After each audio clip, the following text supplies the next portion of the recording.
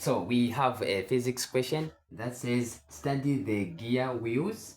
The driving wheel has 36 teeth and the driven wheel has 12 teeth. So this here it is a driving wheel, this here it is a driven wheel. Find the velocity ratio.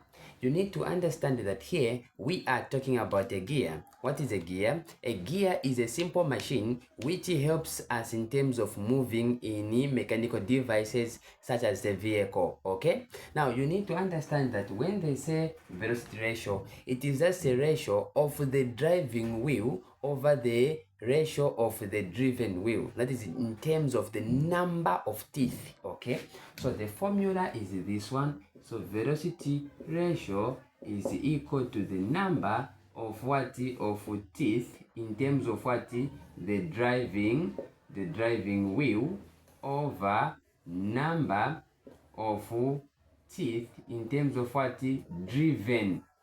So here there is a driving wheel, here there is a driven wheel. Okay, so you say equal like this.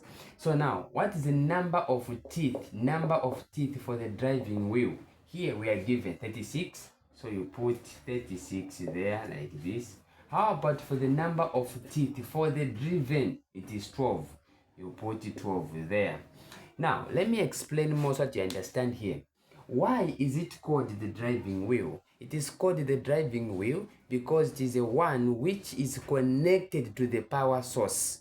Why is it called the driven wheel? It is called the driven wheel because it is the one which receives the power from the driving wheel or gears there, responsible for turning or rotation. Okay, so now we say equal like this. So 12 into 36 is going to give me 3, which is the answer and has no units there.